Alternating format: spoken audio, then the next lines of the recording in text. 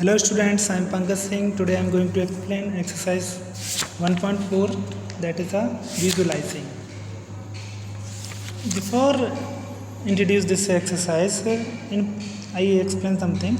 In previous section you have to seen that any real number has a decimal expression. This helps to represent on the number line. Let's see how we have to represent on the number line. So there is written question number 1, visualizing 3.765 on the number line. So let us look closely the position of the number between their 3 and 4. What we have to see that first digit is 3.7. So we have to start 3 to 4. In between the number, the decimal number is 3.1, 3.2, 3.3, 3.4, 3.5, 3.6, 3.7 and 3.8. 3.7 is there in between 3.7 and 3.8. So we have to mark it as you seen on the screen. So 3.7 and 3.8, then 3.9 and 3.4, therefore. Then after that 3.7. We have to count that 3.719 because we want 3.76. So clearly it is between 3.76 and 3.77. So we have to mark the line on the 3.76 and 3.77. Is so on for 3.8. Now after that 3.76 we have to start 3.7, 3.61, 3.62, 3.64, 3.65. So clearly we get 3.65. We have to put the arrow there and we have to locate also this number. So it is a clear visualizing of that our decimal expression of 3.765. Okay. So there is only two questions. First one I explained, second your homework.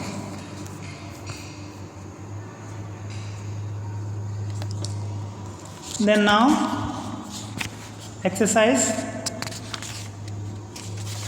1.5. Classify the following numbers as rational or irrational. We have to classify it as rational number or irrational number. Here are some rules on page number 21. You read the rules 21 and 22. First rules is if root AB is there, then what is the condition? Root AB is equal to root A, root B. Second condition, if it is rational form A upon B, so it is a root A and root B. And third condition is page number 22. So first you read this condition, then you solve exercise 1.5. Okay. First you write all identities of exercise 1.4, page number 21 and 22. Then you start exercise 1.4. So first question is 1.4. Classify following the number as a rational or irrational. 2 minus root 5. 2 minus root 5, we have to take a separate 2 and root 5 value is 2.236067. As we have to given, we find the root value in class 8 no?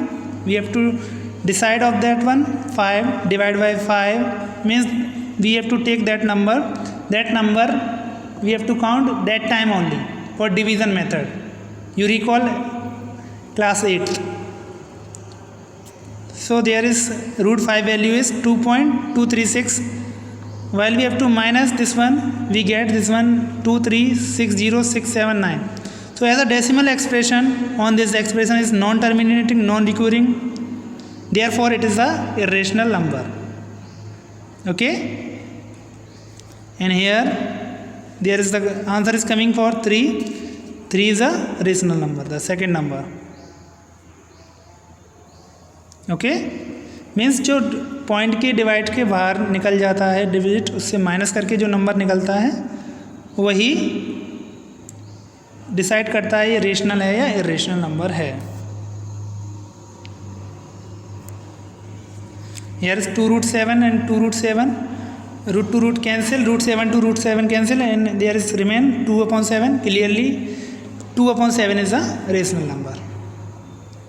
Okay, here is written 2 pi.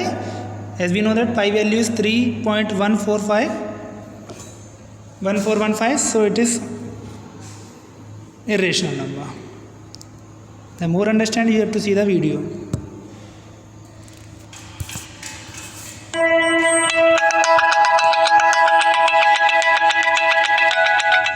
Well, hi there.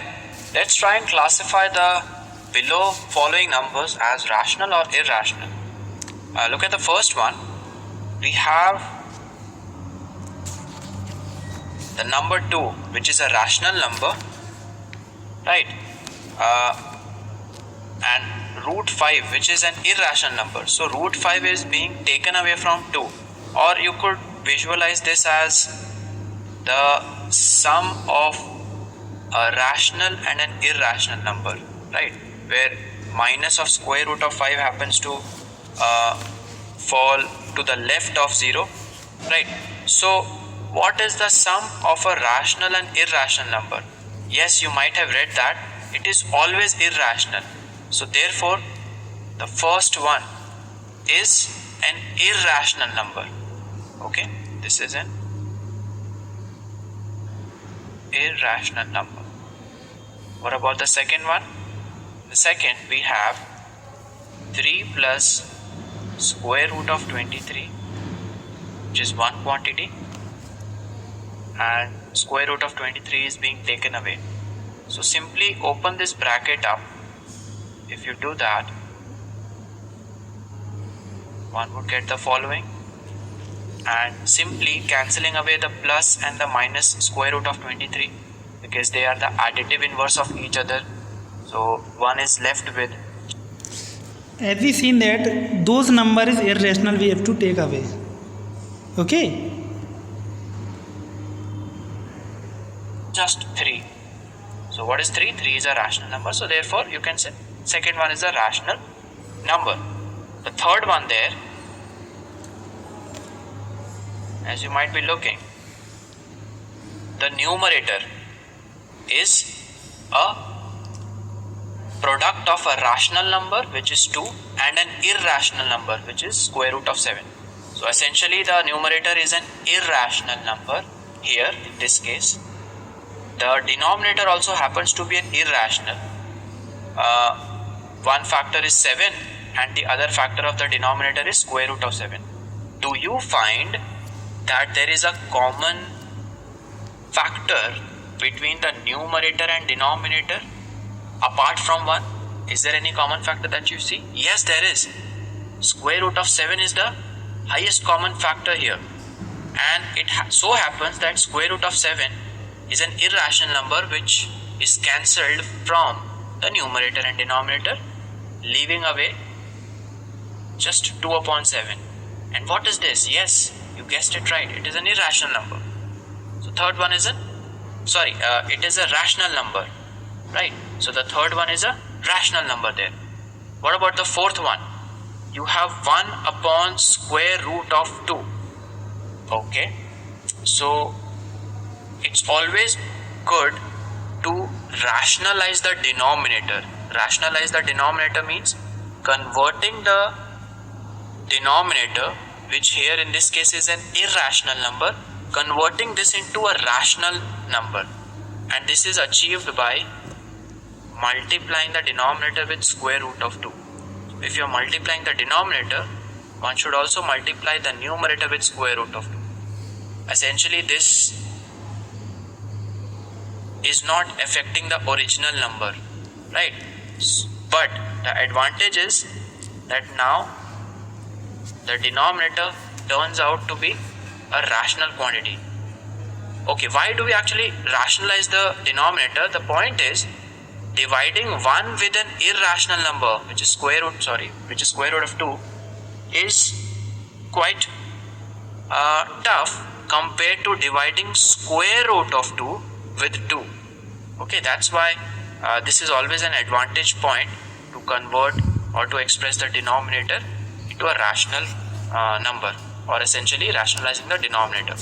But still, rationalizing it did not change the nature of this number. So which is, we have a irrational number in the numerator divided by a rational number in the denominator, which is overall an irrational number. So yes, the fourth one is an irrational number. Let's check out the last one, which is 2 pi. 2 pi. Well, we can say this is the product of 2, which is a rational number, and pi, which is an irrational number. So in this case, the product is an irrational number. Okay. So I hope you got these questions easily. I hope you are understand with this video. So now question number 2. Simplify each of the following expression. Here we are using the identity of page number 21 and 22. So you have to write the identity, then you have to solve this question. First question is simplify each of the following expression. Here is 3 plus root 3 and 2 plus root 2. So in this case, we have to take the 3 in one bracket, and another bracket we have to take root 3, as we know that the rules of the multiply. So first times we have to write 2 plus root 2, then multiply by 3, and then second we have to take same bracket and multiply by 3. So all brackets are clear. So while we have to multiply 3 into 2, 3 2 ja 6, and again 3 root 2, then another bracket in between plus root 3 multiplied 2, so 2 root 3. We have to write always that symbol digit is before the root. So here is 2 root 3, then root 3 multiply root 2 is equal to root 6. So simply it is simplification of that question. This is only our answer. Second number, 3 plus root 3 and 3 minus root 3. As we know that here is identity, you have to write one identity. A square minus b square is equal to a minus b.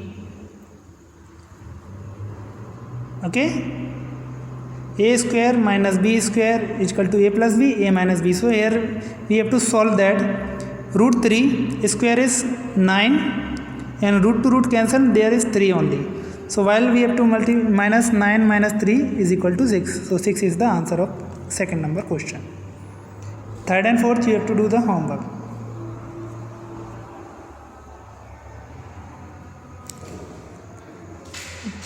This third number is not important, but you have to write this comment. This is the no contradiction. When we have to measure a length with a scale or any other instruments, we only obtain an approximate rational value. We never obtain an exact value. For this reason, we may not realize that either C or D rational. Therefore, the factor of C upon D is rational, hence pi is a irrational number. As we know that the pi value is 3.14. So it is a irrational number. Okay. Fourth number, represent 9.3 on the number line. So here is a process you have to follow, and while you have to draw the picture, you always use the pencil. Okay. The first step of represent of root 9.3 is mark a line segment OB. Means on the screen you have to see the O and B 9.3 on the number line. We have to take the measure of 9.3. Further take the BC of the perpendicular of that 1 unit, means 1 centimeter of it. Then find the midpoint of D and OC. We have to find with divider, and draw the semicircle as you see on the screen. Then you find the perpendicular of this line segment. So this is the unit length of arc of P and C. It is a 9.3. So now, like that only we have to represent on the number line. Okay, there the process, you have to follow the step of this one and you get the answer. Fifth number, rationalizing the denominator of the following. इसमें एक first content जो है concept है, इसमें only denominator we have to rationalise this, means जो denominator में है उसको अप एंड डाउन में मल्टीप्लाई, न्यूमिनेटर एंड डिनोमिनेटर में मल्टीप्लाई करके हम लोगों को आंसर फाइंड करना है. So first question is 1/√7. So what is the denominator here? √7. So we have to multiply √7 by numerator and denominator. So while we have to multiply √7 multiply 1, we get √7, and there is also √7 to √7, there is root to root cancel, then 7. So it is only the answer. Second number, same process, we have to first we have to change the sign and we have to divide up and down. So same way we have to multiply √7 plus √6. So here is √7 plus √6, 1 ja √7 plus √6, and while √7 multiply √7 whole square and √6, then minus √6 multiply, then √6 whole square. This one √7 and plus √6 is same, and square to root cancel, then here is remain only 7 and 6. Between sign is minus, that's why we have to do the minus here. So √7 plus √6 and denominator is 1. While we have to divide by the rationalization one of this, so our answer is √7 plus √6.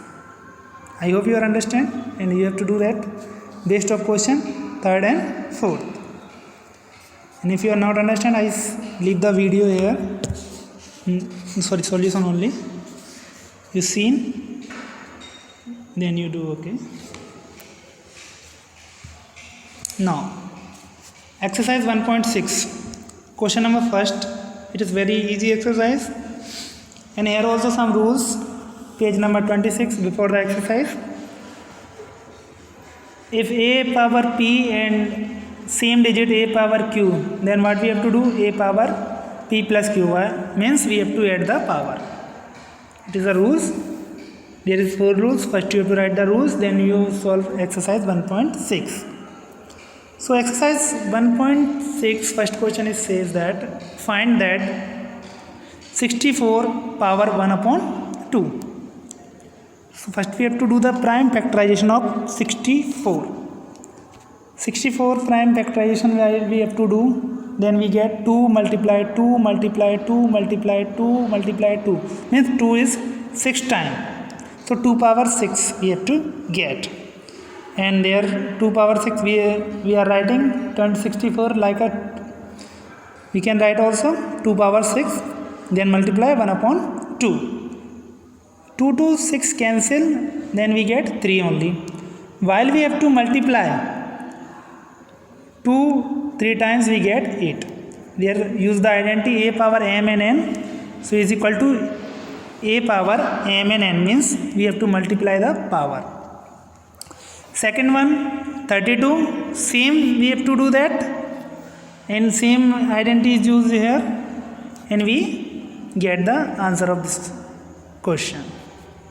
Okay, it is very easy question. If you are not understand, I leave one more video here. So concept you have to understand. Well, hi there. So let's find quickly what is the first question. Basically it's 64 as the base raised to the power of half. Well, the equivalent form of the same thing is nothing but square root of 64, or you could say the second principal root of 64, which is the other name of square root, right? Okay, well, this can be very easily solved, because if you can express 64 as product of primes, now that is the key thing in order to solve such questions. It would become much easier that if you express the base as product of primes, or in other words, just prime factorize the base, So you would get the prime factorization of 64, which would be 2 times 2 times 2 times 2 times 2 times 2, right? And you can also see that this trio of 3 is nothing but 8, and this again is 8, which essentially 8 times 8 is what you get as 64, right? So, but 8 is not a prime number, 2 is a prime number, so basically this is a prime factorization of 64, which can be written down in the compact exponential form as 2 raised to the power of 6, just that. But here you notice that 64 is raised to the power of half, right? So let's raise a power half there, and so that would be there as well. So guys, we know from the law of exponent that if the same base here, which is 2, has different powers, like here we have the power 6, which in turn entirely is raised to the power of half, so these two powers are multiplied, right?